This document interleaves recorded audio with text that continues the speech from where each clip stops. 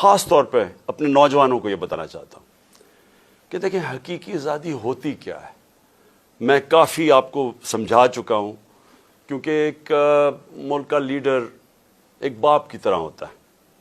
اس کا کام یہ نہیں ہوتا کہ ووٹس لے کے الیکشن آنا، اس کا کام ہوتا ہے اپنی قوم کی تربیت کرنا.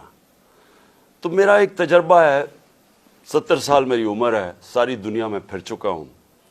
میں نے جس سسٹم کو ہم نے فالو کیا ہوا ہے، جو برطانیہ کا Westminster model of democracy, وہ میں نے بڑے قریب سے دیکھا ہوا ہے، کیونکہ میری بڑی زندگی گزری کرکٹ کھیلنے کی وجہ سے انگلینڈ کے اندر.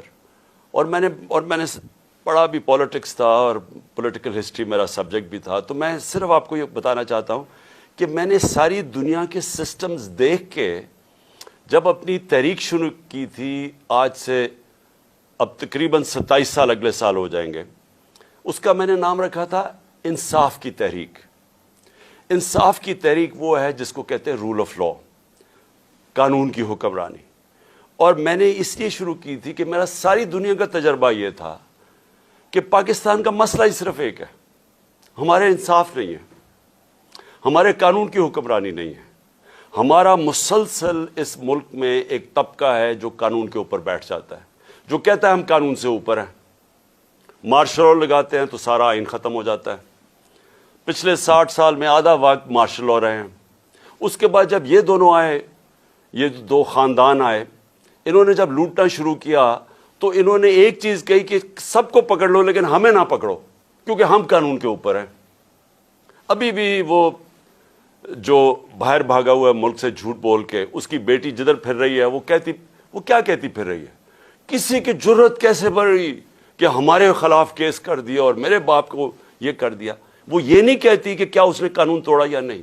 وہ یہ نہیں بتاتی کہ اربوں روپے کی پراپرٹیز باہر جو اس لندن میں ان کے پاس ہیں، ان کے بیٹوں کے پاس ہیں، وہ پیسہ آیا کدھر سے، اس کی بات نہیں کرتی.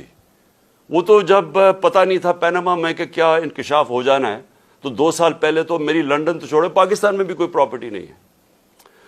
کبھی یہ بات نہیں کرتے کہ ان کا کیا انہوں نے اس ملک سے ناجائز طریقے سے منی لانڈرنگ کر کے پیسہ باہر بھیجا، اس کے اوپر بات نہیں کرتے.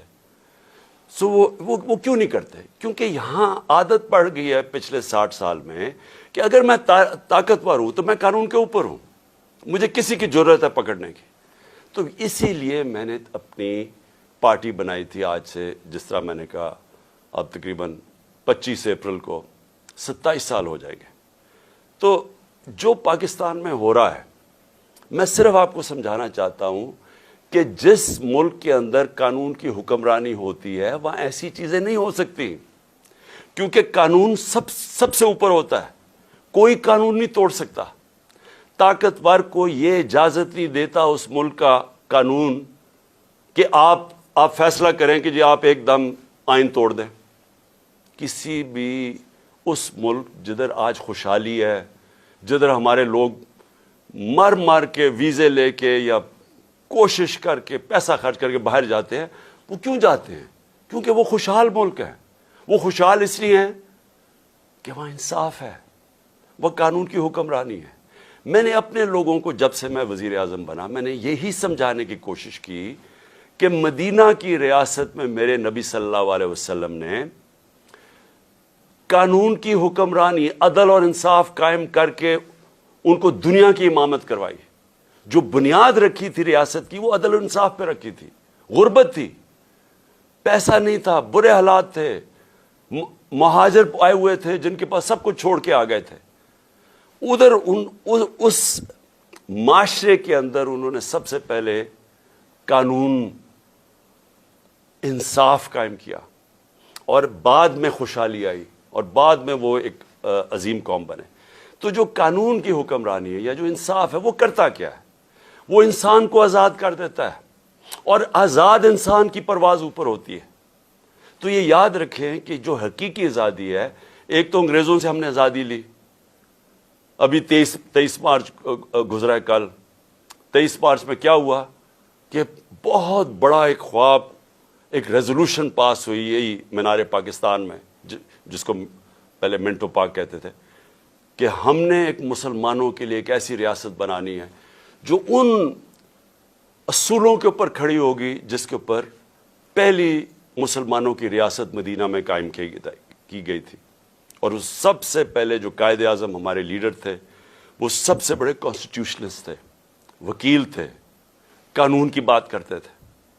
تو آج میں صرف آپ کو بتانا چاہتا ہوں کہ جو پاکستان میں ہو رہا ہے, ہمارے سارے مسئلے اس لیے ہیں کہ طاقتور اس ملک کے قانون کو نہیں مانتا, وہ اپنے آپ کو قانون سے اوپر سمجھتا ہے, اور اس کی وجہ سے ہم آزاد نہیں ہیں, ہم غلام قوم ہیں. آزاد قوموں کے اندر کبھی بھی کوئی آئین توڑ نہیں سکتا. پاکستان کا آئین, پاکستان کے 5 سپریم کورٹ کے ججز واضح طور پہ کہتے ہیں کہ 90 دن میں الیکشن ہونا ہے, کیونکہ یہ آئین کہتا ہے. سپریم کورٹ کا کام ہوتا ہے آئین کو امپلیمنٹ کرنا. وہ اناؤنس کرتے ہیں, الیکشن اناؤنس ہو جاتا ہے 30 اپریل کا. کل